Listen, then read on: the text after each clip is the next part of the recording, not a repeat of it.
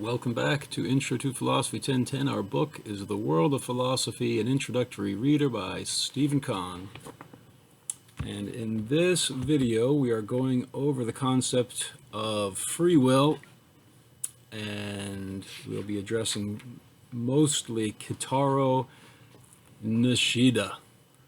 So, page 187, Kitaro Nishida, 1870 to 1945, the most influential Japanese philosopher of the 20th century, was professor of philosophy at Kyoto University. In this selection, he explores the free will problem, recognizing that people believe that they act freely, yet also believe that all phenomena in the universe are caused to occur. His solution to this apparent conflict is to distinguish between freedom as uncaused and freedom as without external restrictions. Only this latter is necessary for free will. In other words, consciousness is free not because it functions without reasons, but because it knows the reasons behind its functioning. Okay, as I was reading that, I just put up the video about the other three authors that I went over, which was Thomas Nagel, W.T. Stace, and Stephen Kahn. The editor of our book also wrote an article, and what that introductory paragraph by Stephen Kahn implies to me is that Kitaro's position, as described there in that intro paragraph, could be this idea of compatibility, that determinism and free will are not incompatible. Things can be predetermined and fixed and caused to happen with no other alternative, and there can still be free will so long as you act from some immediately internal desire. Your desires are forced upon you, but as long as you're acting according to your own desire, then you're free, according to the compatibilists, which Stephen Kahn called the soft determinists, as opposed to the hard determinists, which Kant said, they say there is no free will. Everything is determined, and therefore there's no free will. Okay, what Nishida seems to be emphasizing here is that knowledge of the things that are forcing us to act. If you know what's forcing you to act, you're not really being forced to act. And what he says actually makes sense if you assume that you are somehow rooted to the laws of the universe. Then the laws of the universe, they're causing things to act. Well, if you know what the laws of the universe are, because he talks about these a priori law, which is bringing up the idea of Immanuel Kant, that we have these inborn categories of thought. They're the rule givers of the universe. So if the laws of the universe are emanating from our own psyche, then even if we're forced to do things by the laws of the universe, those laws are an expression of ourself. We're forced to do what we want. We're forced to obey our own law. That's the definition of freedom, according to Immanuel Kant himself and according to Hegel. So with that little introductory remarks in place, I'll just start reading through. It's a very dense article, but it's not long. We've only got about 2.5 pages. So 187 on the left-hand column. He says, we now must consider whether the will is a free or determined activity, a question that has perplexed scholars since ancient times and that holds important implications for morality. Through this discussion, we can clarify the philosophical character of the will. And as I'm reading this, let me also go back here and read the question for Exam 3, this is pertinent for Part B, Question 8. What are the differences between determinism, compatibilism, and Nishida's view on free will? So I just started to mention that right at the beginning. And also Part A, Question 4. Which of the views on free will do you think presents the best argument? Why? Explain. So maybe you think Nishida's got the best argument. I think it's a good one. I like what he says, but it requires a lot of unpacking. As I said, it's dense material. I'm always a little paranoid about flipping back and forth. Okay, so continuing, 187 on the left. Judging from what people usually believe, we all consider the will to be free. Given our experience of consciousness within a certain sphere of action, we are able to do something while also being able not to do it. That is, we believe we are free within that sphere. So within a limited sphere. We're not free to do anything we want. We can't jump over a tall building in a single bound, at least not on this planet, unless we're Superman. We can't declare a law that everyone in the United States must obey unless we're elected, an elected official. But within certain spheres, within a certain sphere, we have freedom. So continuing, he says, for this reason, ideas of responsibility, irresponsibility, self-confidence, regret, praise, and blame arise in us. But let us now give careful thought to what is meant by, quote, within a certain sphere, unquote. We cannot freely control all things in the external world. Even our own bodies cannot be freely manipulated in any absolute sense. So he talks about the voluntary movement of your muscles can become paralyzed. You can become sick or even totally paralyzed. And now that isn't an absolute freedom. Even so, we have neither the freedom to create ideas anew or the freedom to recall at any time something we once experienced. So what about freedom of thought? Yeah, we have some freedom more in our minds, but even then, you don't have the freedom to remember whatever you want at any given time. And even the ideas are kind of forced upon you, I think. There's a lot of love songs written about, I can't stop thinking about, my long lost love. So that there's a movie, I think, that Jim Carrey made, something Spotless Sunshine in the Immortal Mind or something, where they had some technology to erase memories, and his girlfriend had erased his memory, so he went after to retrieve it. But at any rate, the point is, even our own minds are not truly free in an absolute sense. A lot of things are forced upon us. That which we regard as truly free is simply the activity of a union of ideas. That is, how we analyze ideas and how we synthesize them derives from the freedom of the self. And yet, an indisputable a priori law functions in the analysis and synthesis of ideas. So I'm pretty sure he's thinking of Immanuel Kant. You can't freely choose to perceive objects in a context of space. And the experiment Kant introduced for that one was, imagine an object, any object. Here's a blue pen. Now subtract from it all the things that are empirically observable, such as its color and its shape and even its impenetrability. So now it's a clear pen, it's not blue. Now it's not even a pen. It's invisible, but there's still something impenetrable. Now that's gone. What are you left with? Empty space. Okay, now try to get rid of empty space from your mind. And what are you left with? More empty space. It's utterly impossible to annihilate in thought. Space is a category of thought. It's a lens of cognition forced upon us. So we're not absolutely free. We have these a priori categories of thought, forcing all of our intuitions into a matrix of space, time, causality, the concept of substance, enduring objects. We don't get to choose whether or not that happens. Well, then you could say, yes, we do, but it takes a lot of training to free oneself from those a priori categories of thought. All right, so continuing, moreover, when a union of ideas stands alone, or when a certain union is especially strong, we must fully obey it. We possess total freedom of choice only in the context of the a priori law of the establishment of ideas, and only when of two or more ways to unite ideas, none has the strength to dominate. When I read that, I put in quotes, anima, she who must be obeyed. So Carl Jung, the psychologist who broke away from Freud by saying we have a collective unconscious mind that's populated by archetypes of cognition and corresponding instinctive patterns of behavior. And one of the archetypes that's located in men, says Carl Jung, and not in women. Women have the opposite archetype, the animus, but men have the anima. It's the archetypal image of what a woman should be in a man, and men project it onto the actual women that they meet.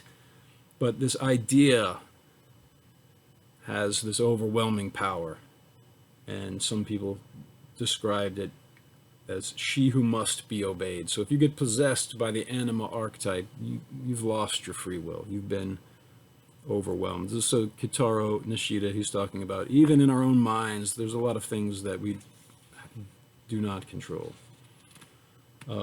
So he's saying a lot of people who say we have free will don't take that into account. That even, They think, oh, we have absolute free will to think up anything we want. Our minds are completely free. They have some mystical power called the will that is independent of both the various conditions in the external world and disposition, habit, and character in the internal world. Okay, in short, they posit a power that exists apart from the union of ideas while controlling it. So the mind can control ideas, but we're not controlled by ideas. All right, that's 188, left-hand column. In contrast, those who expound deterministic theories of the will generally do so on the basis of observations of facts in the external world. Everything has a cause. There's a chain of causes and effects. Unchanging laws of nature force us to behave. So then he says some people might say, well, it is true that in individual instances, the action of the will appears to be irregular and devoid of any fixed character. But if we look statistically at the actions of a large number of people, we discern that the actions are surprisingly orderly and that they have certain causes and effects. He's arguing on behalf of the determinists.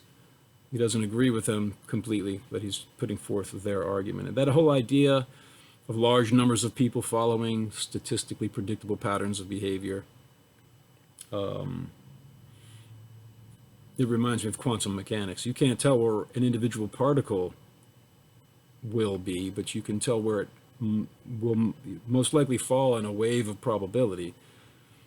And when you have a bunch of particles, to predict their general behavior, it becomes much more precise than to predict the exact location and momentum of any individual particle.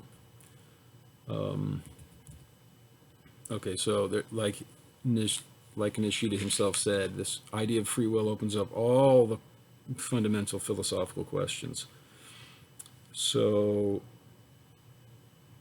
now the bottom of the left-hand column, 188, he says, which of these opposing theories is correct? The absolute free will idea of a mysterious will that has no restrictions, or everything is completely determined by external physical forces. Which is true?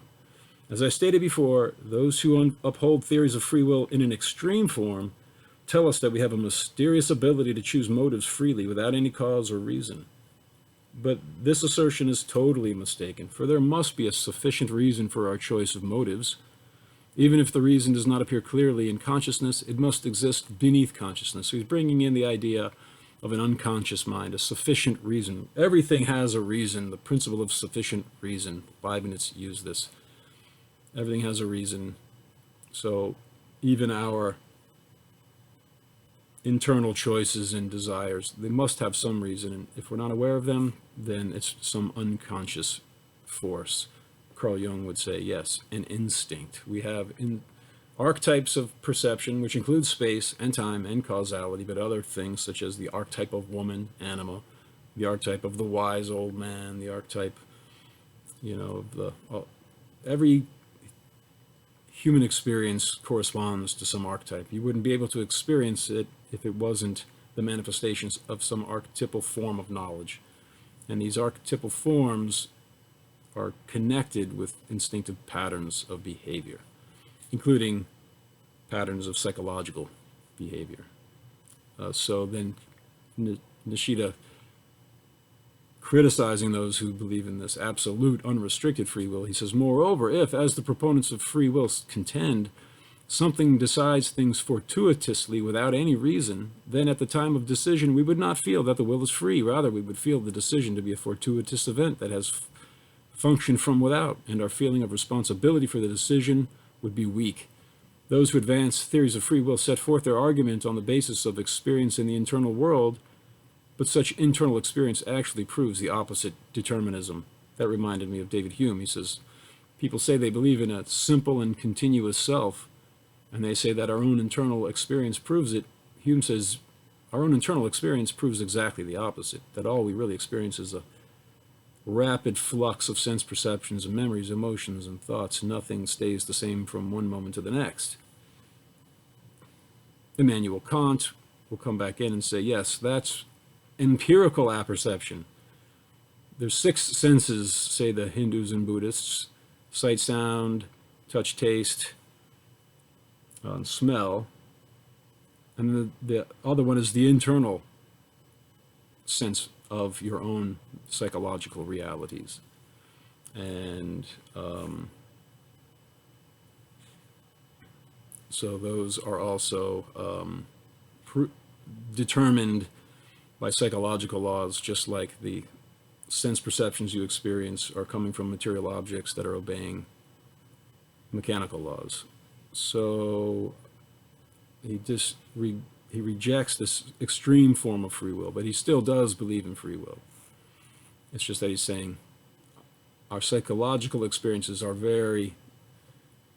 a lot of what we experience is determined for us, so it's not this absolute freedom. So now let us offer criticism of the determinist argument. These proponents claim that because natural phenomena are controlled by the law of mechanical necessity, phenomena of consciousness must be controlled by it as well. This stance is based on the assumption that phenomena of consciousness and natural phenomena, that is, material phenomena, are identical and controlled by the same law. But is this assumption correct? Whether phenomena of consciousness and material phenomena are controlled by the same law is an unsettled question, and arguments marshaled on this assumption are extremely weak.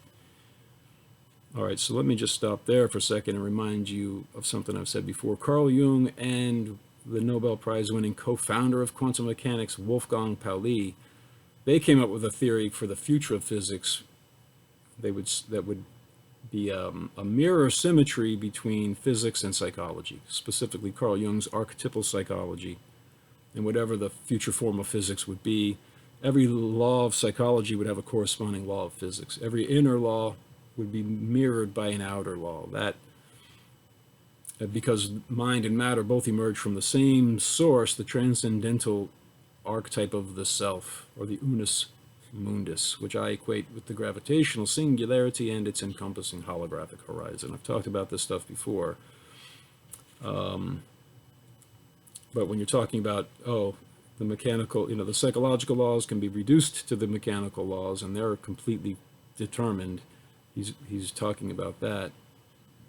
Just when he's talking about material laws and psychological laws, both can emerge from the more fundamental self, and that will become something that relates to Nishida's view of what free will is. If free will is you obeying your own law, and if we are one with the universal lawgiver itself, then even if we're forced to act by mechanical laws and psychological laws, we're still just obeying, at least in some minute respect, our own law. If we are minute parts and parcels of the supreme self, the universal lawgiver, then when we are forced to act by the laws of the universe, material and psychological, we are obeying our own inner law. That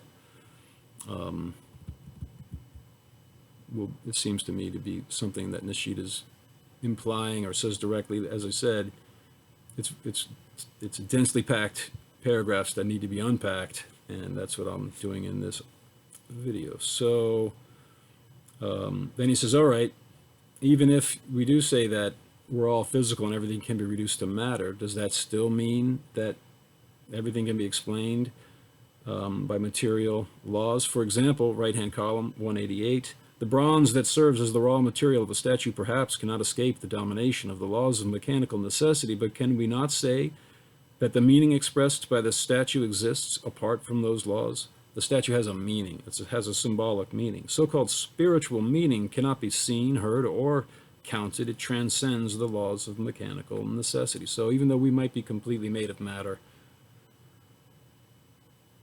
we have a concept of meaning which can't be reduced to the material ingredients from which it emerged. We talked about this earlier in the definitions of the self. In summary, the kind of will described by those who argue for the freedom of the will, a will that is totally without cause or reason, does not exist. Such a contingent will would not be felt to be free, rather it would be felt to be oppressive. When we function for a certain reason, that is, from the internal character of the self, we feel ourselves to be free. So here he's starting to define what he believes free will actually is. And we feel most free when the cause of a motive emerges from the most profound internal character of the self. The reason behind the will, however, is not a mechanical cause as described by determinists. Our spirit contains a law governing its activity, and when spirit functions in accordance with its own law, it is truly free. Okay, so I'm going to read now from Hegel, and this is in my book, Psyche and Singularity. I identified the self, or the psyche, with the gravitational singularity based on Carl Jung's letter written on Leap Day 1952, where he ended the letter with an equation similar to E equals mc squared. He said, psyche equals the highest intensity in the smallest space. The highest intensity is infinite density. The smallest space is zero volume, or a point. Infinite density inside an infinitesimal point. That's the definition of a gravitational singularity, which is very similar to Hegel's idea of a self and the idea of freedom. So I'll read this. You know what? I should have looked to see exactly what book this is from. You know what? It's worth looking at because I think it's pertinent. This is EndNote 531, and that is what the heck? Oh, 513, not 531. Hegel. Oh man, this is. What is this? All right, so Georg Wilhelm Friedrich Hegel, the Hegel Reader. Oh, great. So it's just an anthology, all that for an anthology. Okay, this is what Hegel says. Just as gravity is the substance of matter. All right, so just as gravity is the substance of matter, so also can it be said that freedom is the substance of spirit. Matter possesses gravity insofar as it is impelled to move towards a central point. It is essentially composite and consists entirely of discrete parts which all tend toward a center. Thus matter has no unity. Spirit, on the other hand, is such that its center is within itself. It too strives towards its center, but it has its center within itself. Matter has its substance outside itself. Spirit, on the other hand, is self-sufficient being, which is the same thing as freedom. So spirit has its center in itself. If the spirit, or the self, or the psyche is a gravitational singularity, it too is collapsing towards its own center, but its center is itself. It is the center of all being, into which all things collapse, from which all things expand at the Big Bang, and the ongoing expansion of space-time from every point of the quantum vacuum. Carl Jung has a very similar definition of the archetype of the self, from which all other archetypes emerge, the union of all opposites. The archetype of the self he defines as the archetype of wholeness or unity through the union of opposites. So Jung says the idea is the central point, which is also the periphery. Oh no, wait, this is Hegel, and I'm saying it's similar to Carl Jung's archetype of the self. So the idea, the ultimate idea, like the idea of the good in Plato's cave allegory. The idea is the central point, which is also the periphery, the source of light, which in all its expansion does not come without itself, but remains present and immanent within itself. Thus, it is both the system of necessity and its own necessity, which also constitutes its freedom. So the idea is the central point and the periphery. I say it's the self is the central singularity and the encompassing holographic horizon of the cosmos.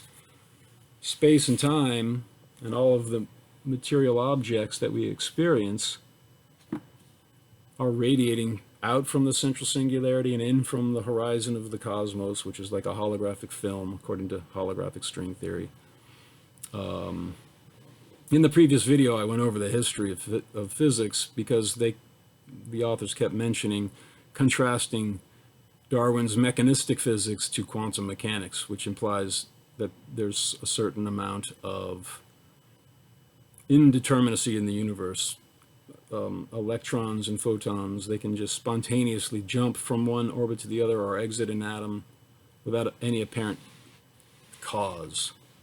And there's also the issue of the two-slit experiment, which I'll bring up, I think, in a moment here. But let me continue. On page 189, the left-hand column, Kitaro Nishida. So, when we function for a certain reason that is from the internal character of the self, we feel ourselves to be free. And we feel most free when the cause of a motive emerges from the most profound internal character of the self. The reason behind the will, however, is not a mechanical cause as described by determinists. Our spirit contains a law governing its activity, and when spirit functions in accordance with its own law, it is truly free. Freedom thus has two possible meanings: being totally without cause, that is, fortuitous or contingent, and 2, having no external restrictions and therefore functioning of and by oneself. The latter indicates autonomous freedom, and this is the freedom of the will. So having no external restrictions and therefore functioning of and by oneself. So the first definition of freedom was being totally without a cause. He rejects that. He says this is this mysterious idea. The second definition of freedom is basically causing yourself to act from your own internal character, however you define that. But if you define the self as a gravitational singularity in its encompassing horizon, and that all the archetypes of the collective unconscious exist out at that horizon where the past, present, and future are interwoven and in from which the entire history of the universe is projected, that's like Plato's idea of these absolute ideas. Everything you experience, a tree, a house, a person, they're all radiating from their corresponding absolute perfect conceptual form. And all of those conceptual forms are contained in the ultimate idea of the good. So if we are one with the idea of the good or the supreme self and all of these archetypal forms in our collective unconscious mind, which is similar to the cosmic horizon, or I'm saying identical, then everything that's happening and radiating in from the horizon of the cosmos and out from the central singularity, if we're one with that archetype of the self, then we're obeying our own law, at least to some minute degree. Everyone else is a part of this ultimate archetype of the self as well, but at least we have some minute form of freedom because we're obeying our own law, because we are one with the universal lawgiver. All right, so continuing on page 189, Kitaro Nishida. The occurrence of a phenomenon in the natural world is determined strictly by its circumstances. Only one certain phenomenon and no others arises from a particular set of circumstances. All natural phenomena arise according to this sort of blind necessity. Phenomena of consciousness, however, do not simply arise, for they are phenomena of which we are conscious. That is, they arise and we know that they have arisen. Knowing something or being conscious of it includes other possibilities. To be conscious of taking something includes the possibility of not taking it. To put it more exactly, consciousness always possesses a universal character. Consciousness always includes an idealistic element. Otherwise, it is not consciousness. That consciousness has such a character means that it harbors possibilities other than actual events. All right, so let's stop there. This is very similar to quantum mechanics. I talked about it in the previous video. Let me just go over the two-slit experiment and then Hugh Everett III's interpretation of it. I believe it was 1957 when he came up with that, but it might have been 1953. But at any rate, in the 1950s, Hugh Everett III interpreted the following two-slit experiment in a unique way that implies a megaverse or a multiverse of parallel universes. So the two-slit experiment, very basically, in the early 20th century, physicists didn't know whether the fundamental constituents of matter were particles or waves. Sometimes they appeared to act like particles, but sometimes they appeared to act like waves. So they came up with an experiment to finally determine what are they. It's called the two-slit experiment. So they shot electrons from an electron gun at a wall with two slits, two vertical lines, very close to each other, parallel lines. And then behind that was a detector screen. And they said if it's a particle, if electrons are particles and all the other subatomic things are actually particles, they'll line up right behind the two slits in two narrow bands, just like little bullets. If they're waves, they'll go through the two slits as a wave, split into two new little waves, radiating out and interfering with themselves, creating a ripple pattern of dark and light bands. Dark where the waves and the valleys cancel out, bright where the two waves amplify each other.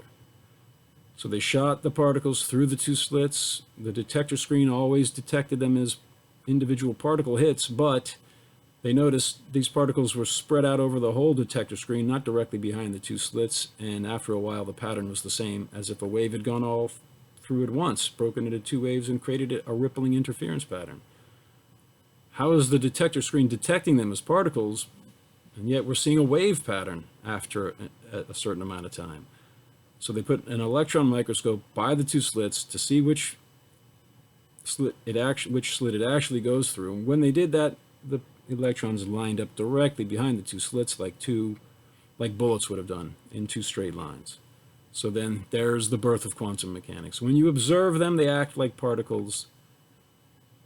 When you're not observing them, they act like waves. And the weird thing about these waves is they're not liquid waves. They're waves of mathematical probability for where a particle might appear were it to be observed, most likely at the peak and the valley.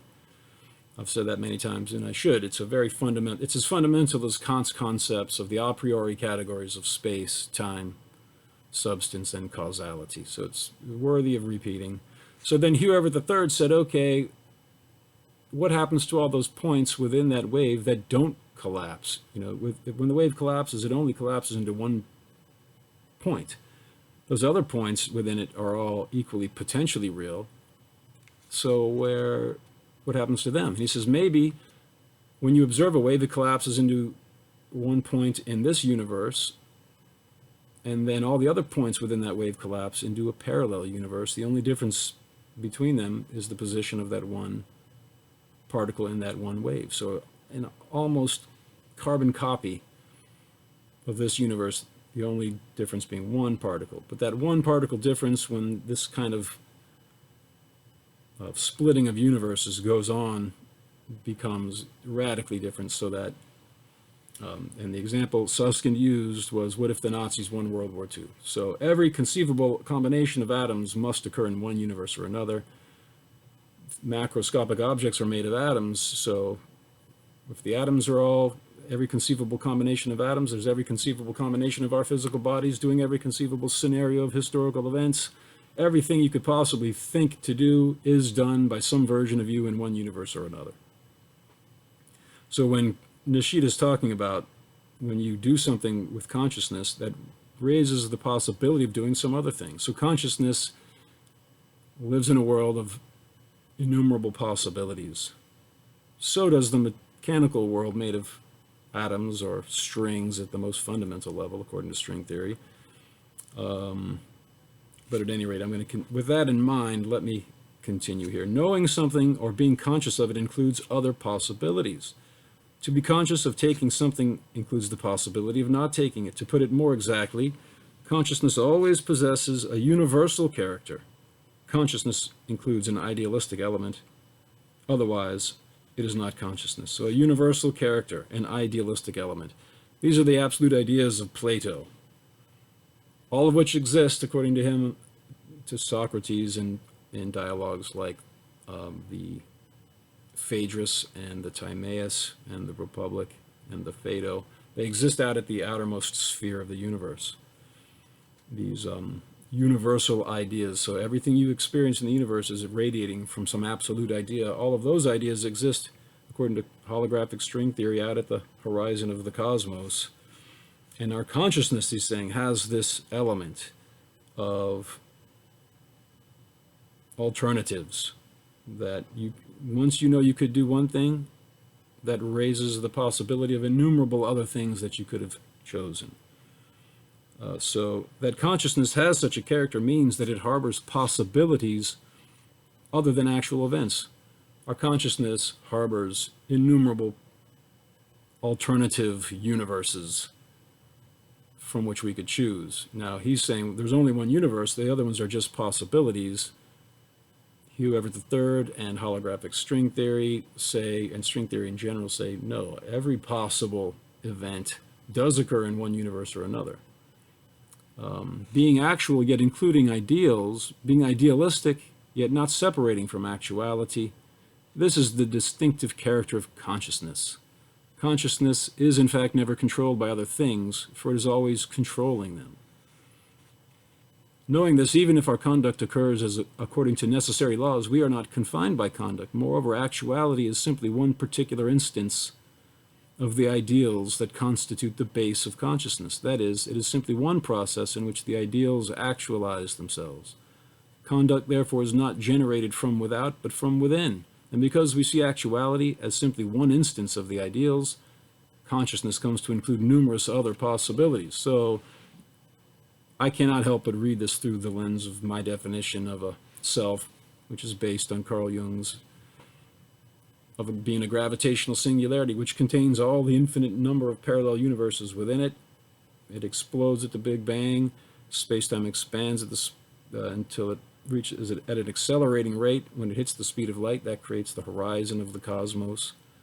The central singularity is located at each point of this encompassing horizon, where the past, present, and the future are conserved and radiate in on these threads of energy with the echo of the Big Bang, the cosmic microwave background radiation. But each of these every bubble universe is just one bubble in an infinite ocean of parallel universes.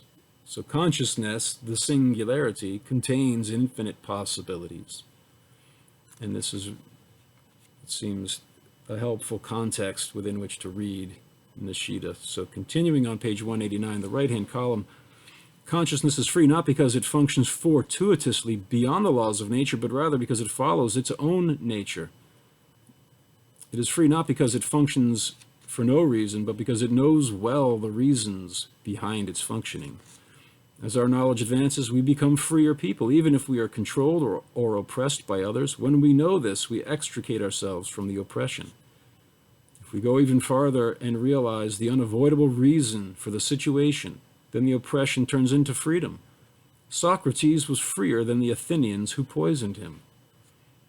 So having knowledge of the laws of nature that force things to happen makes you free from that force, he's saying. I think that only makes sense if you identify yourselves with the laws of nature, which Immanuel Kant does, which Plato does, which Socrates certainly does, which makes me think Nishida's doing that as well. The idea of the good is the ultimate archetype, the ultimate universal idea. We are one with that. We radiate from it. And it seems to be synonymous with what current physics calls the gravitational singularity, which is omnipresent.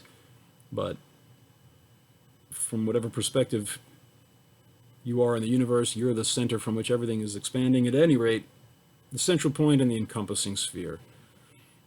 I equate that with the central points, the conscious mind, the encompassing holographic spheres, the collective unconscious, and together they constitute the self, although they're the same thing seen from different perspectives. If you're out at the horizon, you'd see yourself at the center, and the central point would be the horizon.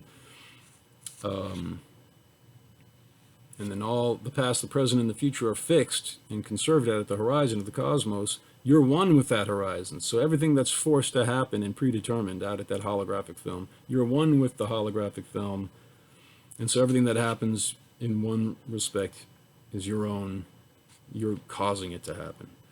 So continuing here, the right-hand column, the very last paragraph in our selection, the idealistic element, that is, the unifying activity that constitutes the base of consciousness, is not a product of nature. Rather, it is because of this unity that nature comes to exist. This unity is the infinite power at the base of reality, which I say is the gravitational singularity, infinitely powerful gravitationally. And it cannot be limited quantitatively. Infinite cannot be defined. There's no limit to it. It exists independently of the necessary laws of nature. Because our will is an expression of that power, it is free and goes beyond the control of such natural laws. So I'll read a little bit about the gravitational singularity, how it is the source of everything, and therefore it's the source of all of the laws of nature, and yet it itself breaks all the laws of nature. And it therefore causes a great crisis among certain physicists, especially atheistic physicists, because it's very similar to the idea of God, as Pope Pius XII said back in the 1950s. And then Stephen Hawking said, after the Pope said that, a lot of physicists started rejecting the idea of a singularity because they were agreeing, yeah, it does sound a lot like the hand of the Creator. There is no God, therefore there can be no gravitational singularity. That is what Michio Kaku, famous string theorist, says. He says, in the real world, there's no such thing as infinity, which he says is a big problem because, general relativity implies there are these singularities, gravitational singularities. How could such a thing exist? And then this was from Who's Afraid of a Big Black Hole, one of my favorite documentaries about black holes from the BBC series Horizon. Who's Afraid of a Big Black Hole? Michio Kaku is. He does not like the idea. Andrew Strominger from Harvard University. We know what a singularity is. A singularity is when we don't know what to do. And then Max Tegmark from MIT. To me, what's so embarrassing about a singularity is that we can't predict anything about what's going to come out of it. Now, I could have a singularity here, and then boom, out comes a pink elephant with purple stripes. And that's consistent with what the laws of physics predict, because they don't predict anything. So the laws of physics break down and are no longer useful when it comes to describing a gravitational singularity, and yet the singularity is the source of space and time and all of the laws of nature. So if we are one with that, that would be freedom, because we're the source of our own immutable laws. This is also very reminiscent, what he said, of Immanuel Kant's idea of transcendental apperception. So I will just read from our previous textbook for this class. I'm not going to read Kant's own words because it can get kind of convoluted, but I will read from the editor's introductory paragraph. So, there must be a ground of unity in us. All right, so, but for me to be conscious of things, there must be a me. There must be a ground of unity in us. Consciousness itself is unified. Each of us is a single self. Hume's view leads him to the conclusion that there is no self. But that, Kant thinks, is absurd. There is a single, unified self. It comes with the concepts that organize our experiences into objects. Those are space, time, substance, and causality. We can know certain truths about objects independent of experience, therefore, for we can uncover the pure concepts of the understanding relating to the form of an object in general. These concepts do not arise from experience, they underlie its possibility, so we can know a priori, before experience, that any experience will conform to them. So the flux of sense perceptions, which Hume pointed out, is unconnected and chaotic. And yet, when we carefully use empirical apperception, just our inward introspection, and say, yeah, what are you experiencing? Flux. But then when you aren't so carefully scrutinizing things, what do you experience? Oh, objects, a pen, another pen, a book. What are they doing? Oh, this one here, I let it go, it falls through space. Oh, it obeys this law of gravity, and I see unified objects, not a flux, and these unified objects are all obeying these laws of nature that can be predicted with mathematical precision. How is that even possible? The source of that order is not out there in the unknowable thing in itself, says Kant. It's within yourself. It's the a priori categories of thought. Without them, there'd be no possibility of any conscious experience, and all of those categories of thought must be rooted in some underlying ultimate category or ultimate substance, the self, the single unifying self, that which gives unity to the flux of phenomena. Kant concludes that appearances have a necessary relation to the understanding. We can experience something as an object only if it meets certain conditions. Those conditions are specified by the categories. Kant therefore characterizes the understanding as the faculty of rules. We can know objects because we construct them according to those rules. Thus the order, this is a quote from Kant, thus the order and regularity in the appearances, which we entitle nature, we ourselves introduce. We could never find them in appearances had not we ourselves or the nature of our mind originally set them there. The understanding consequently is nothing less than, quote, the lawgiver of nature. All right, so with that understanding of the self as the lawgiver of nature, giving us the idea of space, time, substance, and causality, that's the unifying agent of existence, the very self, which cannot be observed empirically in a direct fashion, but we can infer it must be there, or we would never have conscious experience of objects enduring through space and obeying laws of nature to begin with. All right, so let me just read that last paragraph again from Nishida on page 189, right-hand column at the very bottom, the idealistic element.